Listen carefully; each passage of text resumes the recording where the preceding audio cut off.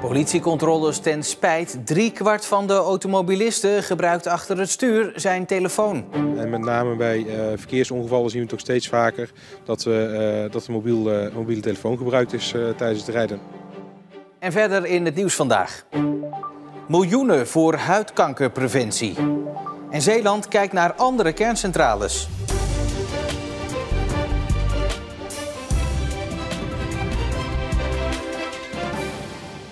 Goedenavond. Ook vandaag weer werden alleen al op de A58 tientallen automobilisten bekeurd omdat ze hun telefoon gebruikten achter het stuur. En ze zijn zeker niet de enige. Sterker nog, het illegaal gebruik van mobiele telefoons in het verkeer neemt nog steeds toe. Ondanks alle verschillende handhavingsacties en de hoge boetes. Ja, je ziet het steeds vaker terugkomen. En met name bij verkeersongevallen zien we toch steeds vaker dat de mobiele telefoon gebruikt is tijdens het rijden en daardoor verkeersongevallen ontstaan. Ja, telefoon rechterhand. 0. De controles werden vandaag gedaan vanuit een geblindeerde bus, maar ook met de zogenoemde monocam bovenop het viaduct. Als iemand tijdens het rijden wordt betrapt met de telefoon in de hand, is de boete fors. Het doet toch wel pijn als je 389 euro, want er zit ook 9 euro administratiekosten bij, als je 389 euro moet betalen. Ja, of het werkt, ja, dat is voor mij lastig te zeggen. Soms zie je wel eens mensen die al vaker een bekeuring hiervoor gehad hebben. Dat kunnen wij zien in onze telefoon. Maar er zijn ook heel vaak mensen die hem voor de eerste keer krijgen. Ja, telefoon rechterhand. TCR 25 Sierra Papa Bravo. Zou u niet liever wat vaker handhaven? Ja, we zouden liever heel vaak handhaven hierop. Alleen, ja, dat is een capaciteitsprobleem bij de nationale politie, denk ik. Ook komend jaar zullen de actiedagen worden gehouden. Ik praat erover verder met verslaggever Mark van Leijden. Ja, Mark, het is toch al wel een tijdje bekend dat je niet je telefoon moet gebruiken achter het stuur. Mensen weten dat dus. Waarom doen ze het dan toch? Ja, meer dan de helft van de automobilisten die hun telefoon gebruikt, denkt dat ze eigenlijk niet gepakt zullen worden. Daarom blijven ze ook die telefoon gewoon gebruiken. Nou, ze gaan er eigenlijk vanuit dat ook niet zo heel veel gecontroleerd wordt. Ja, die pakkans is dus essentieel.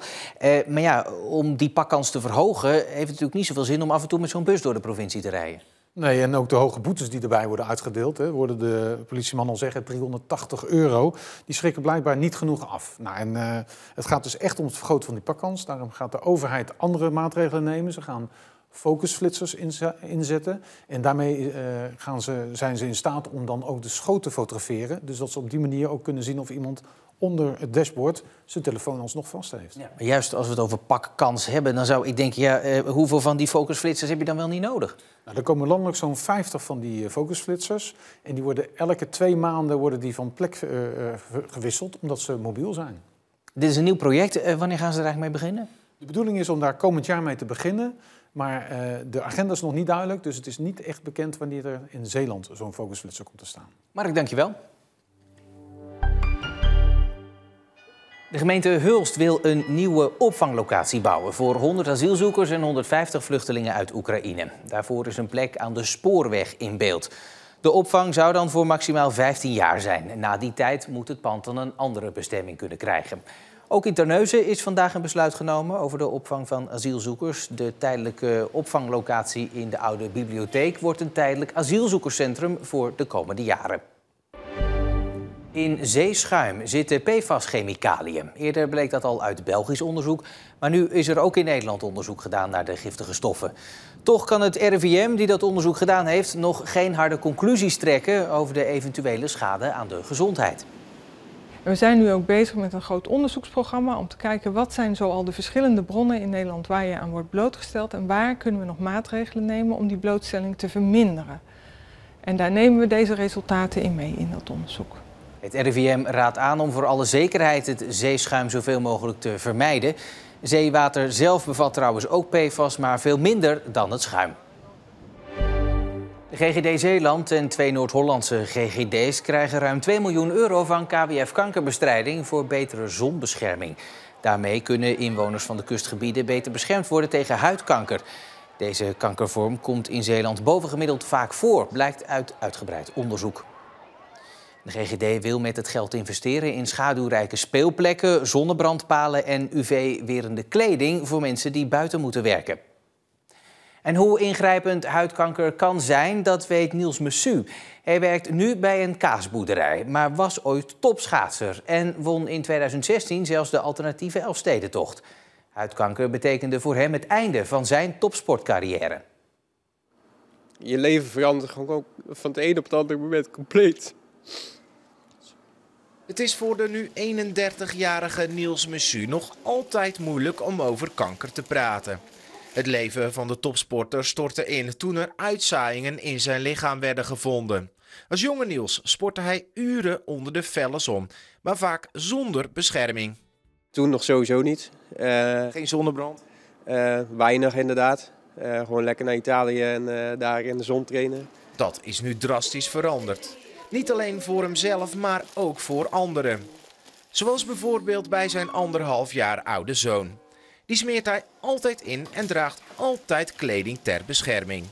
Niels weet nu hoe belangrijk maatregelen kunnen zijn tegen de felle zon. Laat jezelf niet onnodig verbranden. Je weet niet wat er met je leven gebeurt als je het hebt. Dat kan je niet uitleggen. Je kan het aan mij zien als ik hier af en toe instort.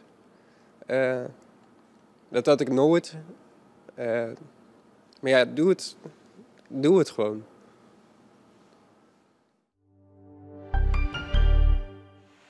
Twee van de 6 olifantenpaadjes in Ierseke moeten verdwijnen. In het dorp zijn het niet de olifanten die de kortste route nemen, maar de inwoners die een stukje afsnijden. Bijvoorbeeld om snel op de Varkensdijk te komen. Nou ja, je bent hier gelijk op de dijk en je loopt 200, 300 meter en je bent gelijk op het mooiste strand van Ierseke. En dan komt die hond lekker los. Toch wil de gemeente dat de buurtbewoners een veiligere en beter onderhouden pad gebruiken om op de dijk te komen. Zoals deze, die geasfalteerd is. Er gebeuren hier geen ongelukken, want ieder weldenkend mens ziet dat als je van boven naar beneden wil, moet je met verstand doen. Mensen die bezwaren hebben kunnen een mail sturen naar de gemeente. De mail van Kees ligt daar al. Ik zou het zeer op prijs stellen dat de gemeente dit project in de ijskast teruglegt. Een spectaculair moment bij de werf in Arnhemuiden. Na weken wachten is een van de laatste overgebleven houten Zeeuwse mosselaken aangekomen. Ik noem het een prachtdag. En het is een prachtdag omdat wij sluiten momenten af en we beginnen een nieuw project. En daar zijn we ontzettend blij mee. Het gaat om de TH51 uit 1902. Ooit gebouwd in Tolen en jaren terug omgebouwd tot plezierjacht. Hij is toe aan restauratie. Maar hoeveel dat gaat kosten is nog niet duidelijk.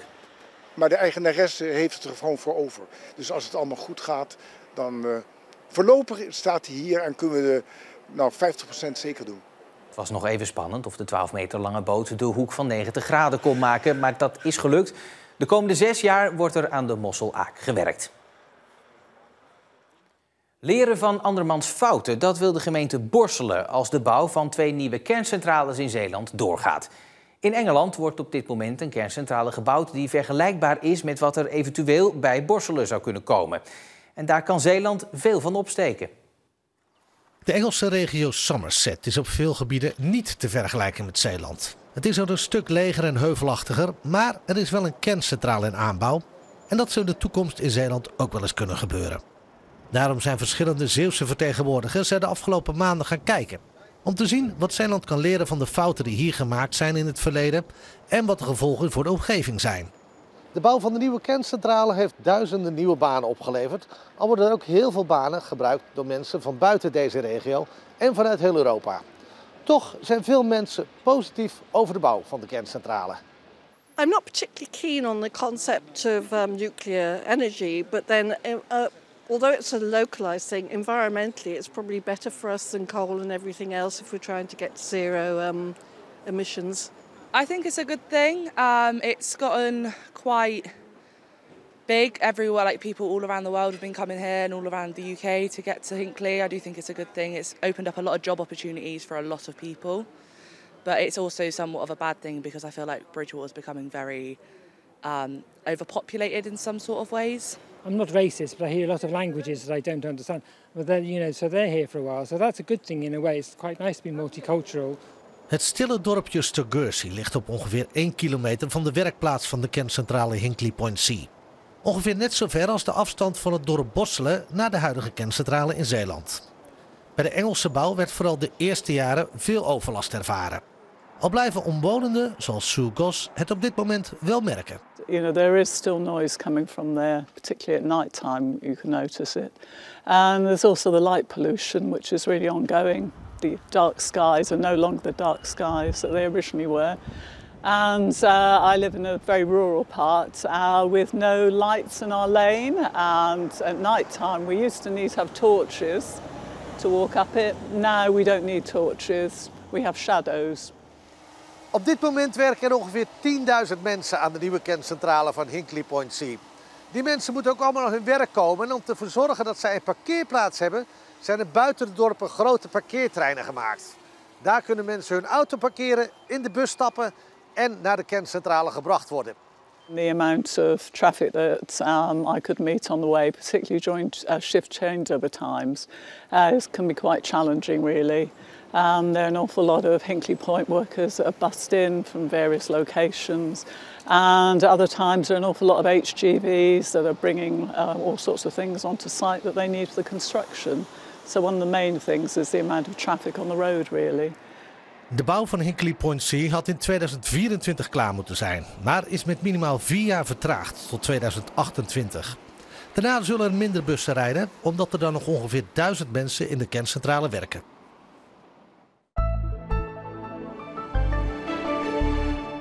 Het was van tijd tot tijd erg regenachtig vandaag met een paar schaarse opklaringen. En ondanks de wind soms nevelig en mistig. Dat is het ook morgen, want dan valt er opnieuw af en toe regen. Na morgen wordt het overwegend droog in Zeeland. En tot zover Zeeland Nu voor vandaag. Het laatste nieuws vind je natuurlijk ook 24 uur per dag online en in onze app en op omroepzeeland.nl. Ik wens u voor nu nog een hele fijne dinsdagavond.